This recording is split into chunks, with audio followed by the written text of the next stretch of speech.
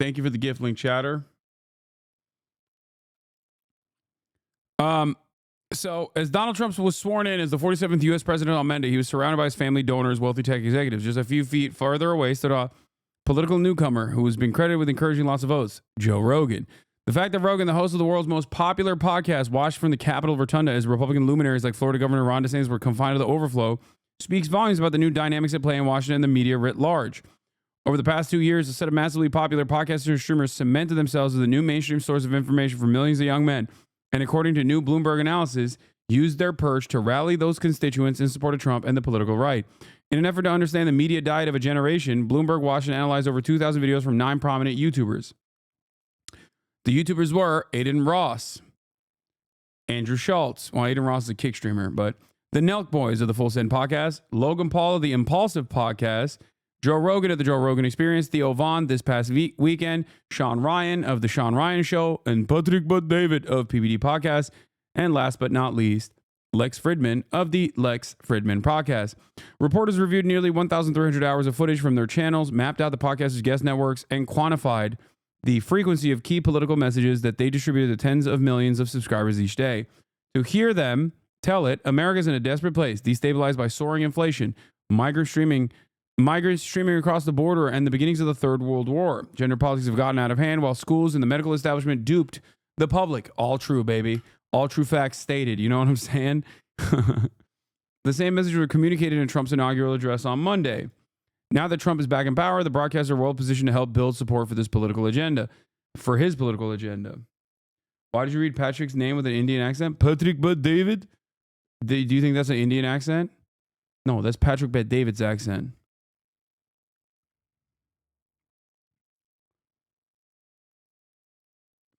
Anyway. Patrick Bet-David. Iranian. Okay. No, Asmon, that list is invalid now. Asmongold is a newcomer to this. Okay. These guys have been at it for a while. Calm down. Asmongold, and I would say a lot of the anti-woke video game commentary sphere is complementary to this. They're complementary to this world, right? And they play somewhat of a formative role in the way that like people become more right wing, but they're not like these are the main guys. Also, these aren't even just the main guys, but like these are the guys that Bloomberg chose to cover. In the months leading up to the election, hosts had more politicians and pundits on their show and discussed issues more frequently. Of the broadcast videos that reached over 1 million views on YouTube during the time span Bloomberg reviewed, more than a third of the videos mentioned voting or U.S. elections, often with the host explicitly calling on listeners to vote. 37% of highly viewed videos mention voting or elections. Hosts and guests frequently discuss voting and the elections over the past 2 years. So as the election gets closer, they start talking about voting more openly. None of the broadcasters styled themselves as political pundits, and their conservative talking points were sandwiched between freewheeling discussions of sports, masculinity, internet culture, gambling, and pranks, making the rhetoric more palatable to an apolitical audience. The difference here is that this is not a complex and sophisticated propaganda operation. And if you were to think that this is a complex and sophisticated propaganda operation, you would be wrong, and you would actually misunderstand the more nefarious nature of how reactionary politics thrives. Just pointing that out there. Okay? This is a major point that I try to get across for a lot of people. I am not seen in the same vein as these guys, even though they have virtually the same level of political output, if not more political output than someone like myself at times. And the reason for that is because I am first and foremost seen as a political commentator, first and foremost am a political commentator, whereas these guys are not seen as political commentators, but mere apolitical vessels where politics seems to go through. But they happen to organically have a lot of right-wing adjacent social commentary. Okay? Although I'm basically on the opposite side of this spectrum, where like I do a lot of not inherently political things, even though my audience also fucking hates it when I do that. and complains constantly when they're like, why are you not doing politics? Because you're fucking stupid and you don't understand it. But there's a reason for it. One, because politics is lame and boring. And also, two, because it's good to expand my boundaries. Anyway, we all know about the podcast election. Despite many of these podcasts position themselves as comedians or simply entertainers, they were actually regularly political. 30% of their top guests from the past 2 years were politicians or pundits. Donald Trump appeared on all of the channels. Andrew Tate appeared on 3 of the channels. Tucker Carlson appeared on almost all the channels. Elon Musk, Shane Gillis, J.D. Vance, Ben Shapiro, Dana White, Kai Cenat, Jake Paul. So like they wanted to show like how many famous people they had on, and out of all the top famous people that they had on, how many of them were considered? How many of them were considered? They even have Destiny in there as a right wing. As a right-wing political pundit. They put Epstein in there.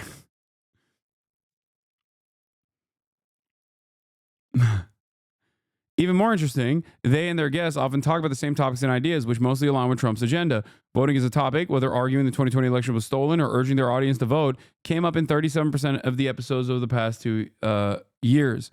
Broadly, for me, this piece shows how these podcast and streamers prime their audience for Trump and, therefore, were easily able to endorse him as a candidate and possibly swing their listeners to him. This past week, they attended the inauguration. Rogan was right in the Capitol Rotunda. Do you think Shane Gillis is right-wing? No, not everyone here is right-wing. I don't think Kai Cenat is right-wing either. Okay? They're just simply saying, like, out of the guests that they had, who were political in nature, okay? They're not saying Destiny is also a right-wing content creator either. They're saying Epstein was also a political guest that 3 of these people had. Patrick Bet-David, Lex Fridman, and Aiden Ross.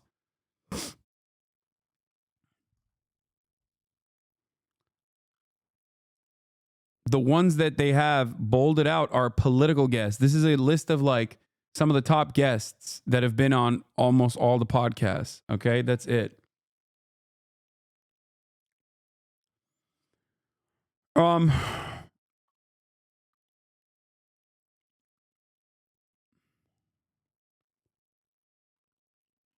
But let's get back to it. According to Edison Research, close to 50% of people over the age of 12 listen to a podcast monthly. Rogan's 3-hour interview with Trump in late October drew about 50 million views on YouTube. Zuckerberg, for his part, recently loosened Meta's policies on Facebook and Instagram to allow more of the type of rhetoric that's common among podcasts, such as disparagement of transgender people. He added Ultimate Fighting Championship CEO Dana White, who encouraged Trump to join as a guest on such podcasts, to Meta's board. Elon Musk, the owner of X, has made product changes to allow longer video streaming in support of podcasters and joined several guests himself. Google, meanwhile, wants to work through some Republican perceptions of its liberal bias and show that YouTube has already long been popular with conservatives, according to a person familiar with the company's thinking. This is not also surprising. What?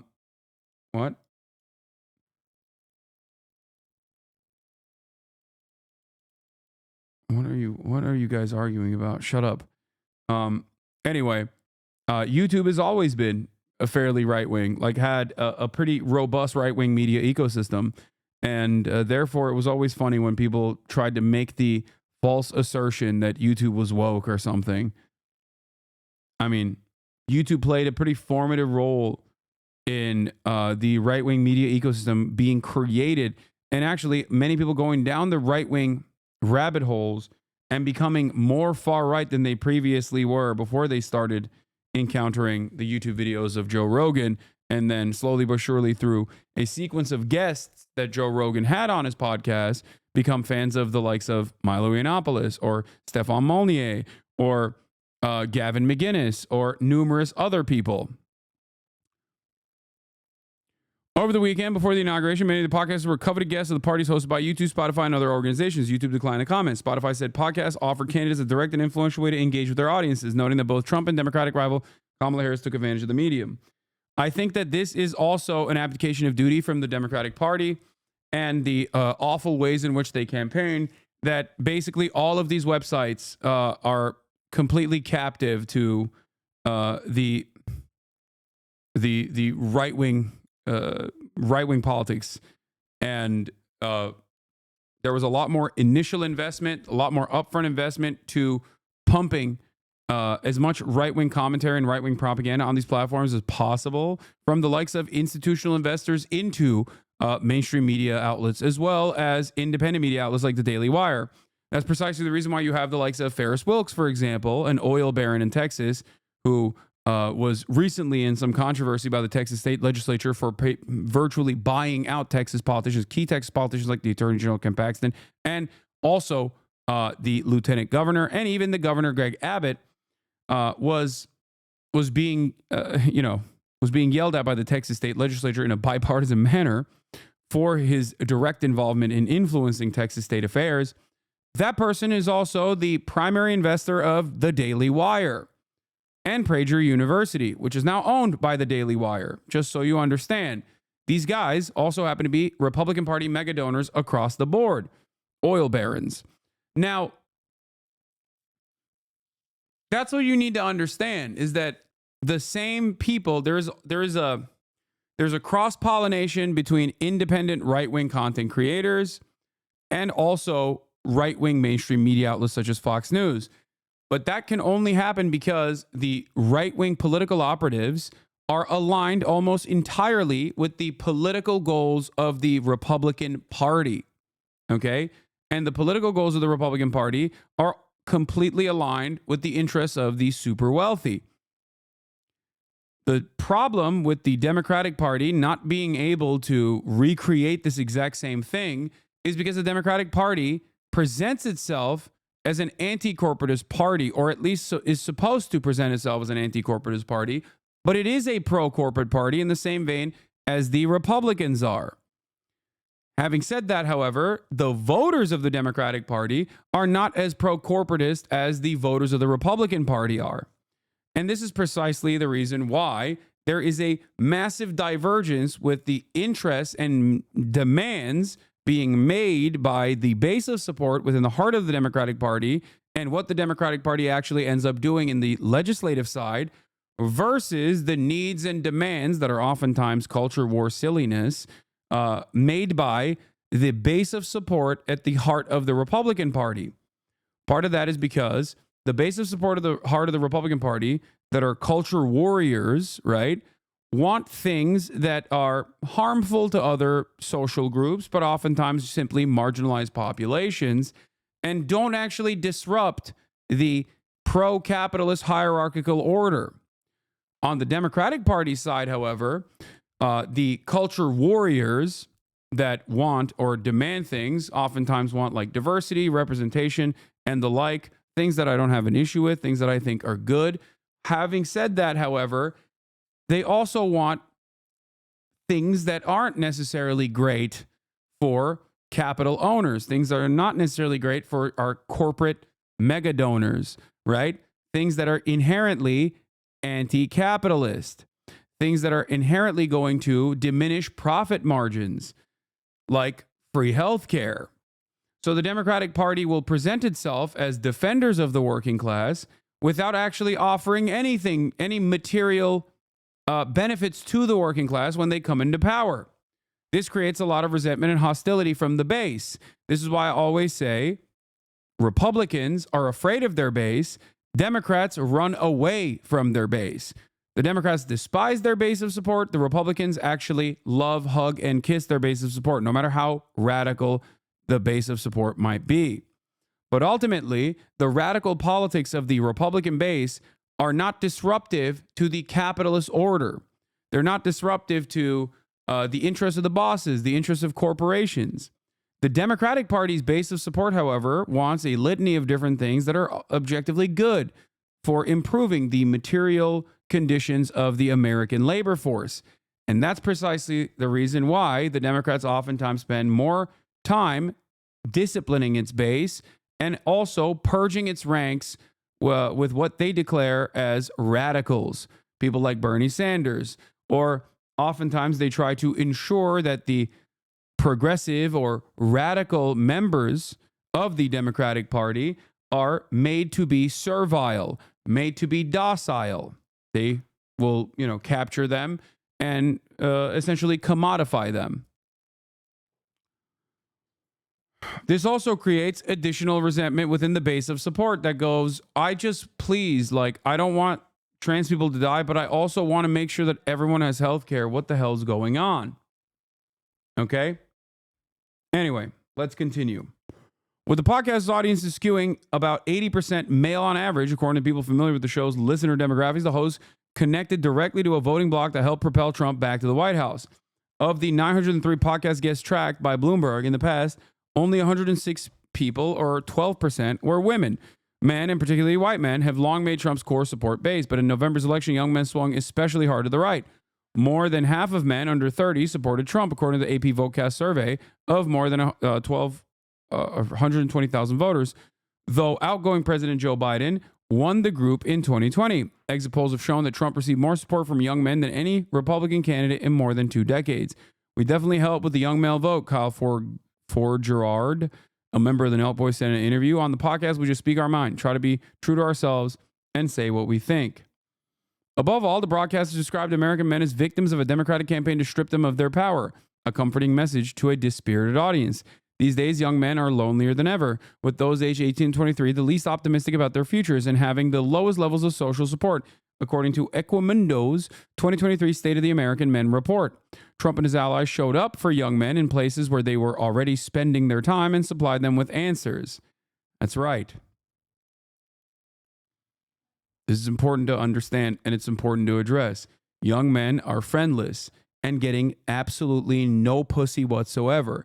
There is a genuine crisis. Some people think the no bitches mentality, that absolutely getting zero bitches mentality from young men is a consequence of their porn addiction.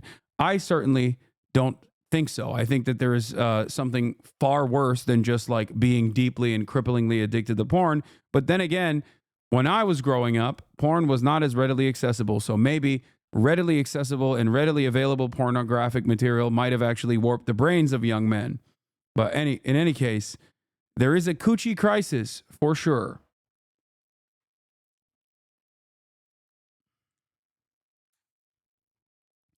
Trump is expected to continue prioritizing the broadcasters once the administration gets underway, treating them like an alternative press corps, said Aaron Ginn, CEO of AI infrastructure startup HydraHost and the co-founder of the Foundation for American Innovation, a center-right think tank for conservatives in Silicon Valley. We are in this media environment where people want to authentically know somebody. And when they feel like they authentically know somebody, they feel like they can trust them more, Ginn said.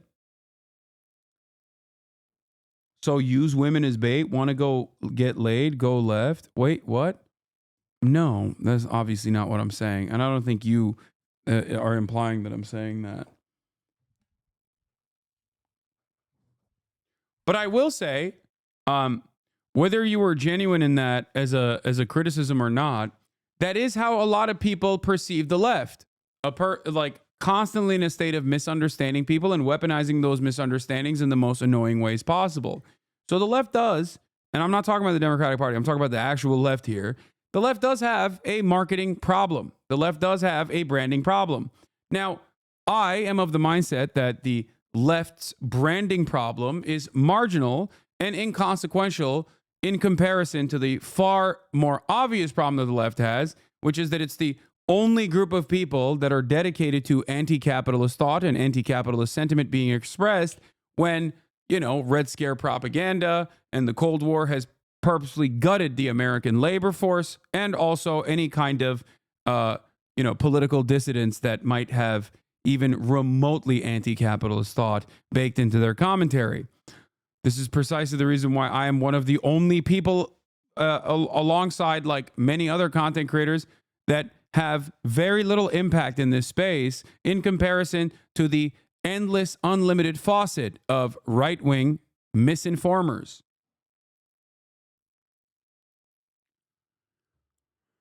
Anyway, so there is that as well.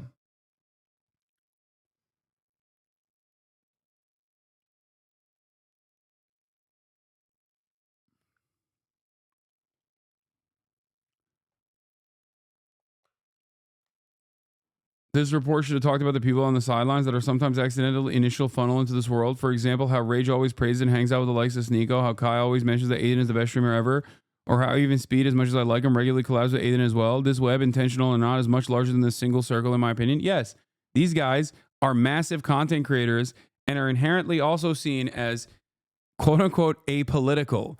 That's the other thing. These guys are seen as apolitical when their political output, and dare I say, their political influence might even be more sizable than someone like myself, who virtually every single person would immediately consider as a political actor. Okay? That's it. That's another part of the puzzle as well.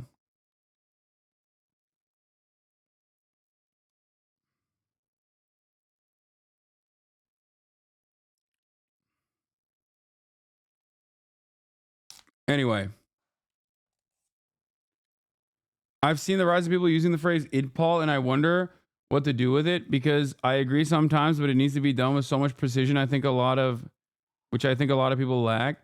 I mean, I understand why everybody fucking hates identity politics, because the most common way that identity politics has been used is basically weaponized against people that you are purposely misunderstanding the point of. It's rarely ever used against people who are actually engaging in the other side of identity politics: white identity politics, male identity politics, straight heterosexual identity politics, and things of that nature. Now, having said that, radlibs are fucking annoying. Okay? They are. And I say this as someone who is a man, okay? A heterosexual man, a heterosexual white man. So obviously, I draw the ire of a lot of radlibs in the similar vein. And they are poison for coalition building. That is just the fucking truth. Okay? It's just the truth. And many of them, when they hear me say stuff like this, will immediately go back to writing Twitter posts.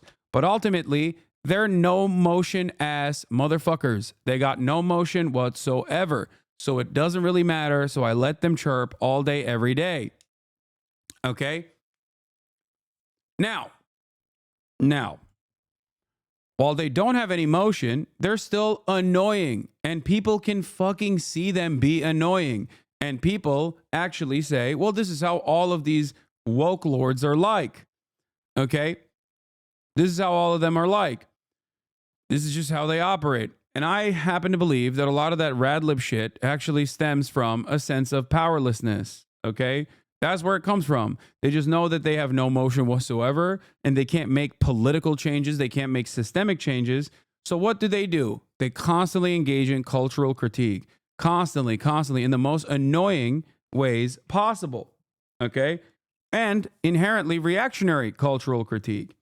So it's fine. It happens. It's, just everybody knows it's annoying. Okay? Everybody understands it's annoying, but people still, try to do it.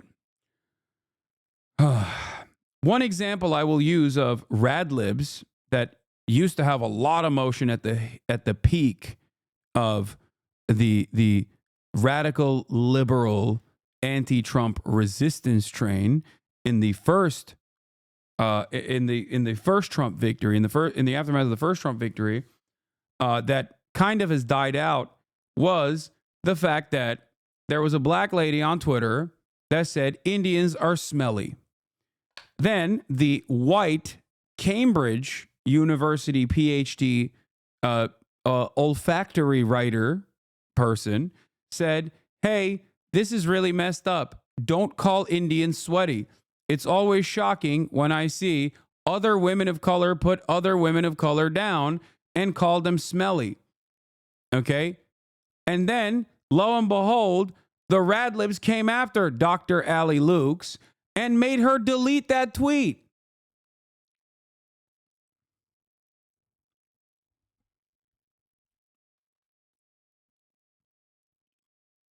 She deleted the tweet and also apologized for engaging in misogynoir. It is not misogynoir to say, hey, don't say Indians are smelly.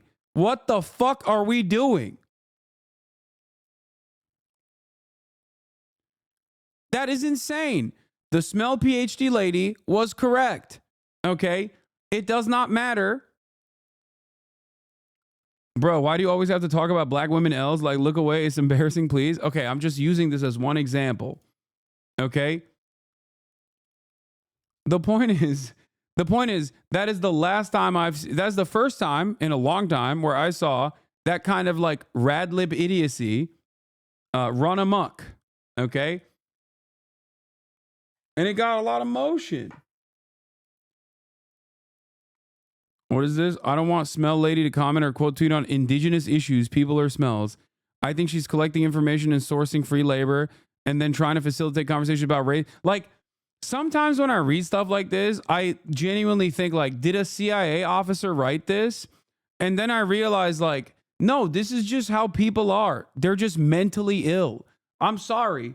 Like, if you are hyper focused on, like, engaging in wrecker behavior, okay, in an already powerless left coalition that seemingly can't be put together ever, you are mentally ill, okay?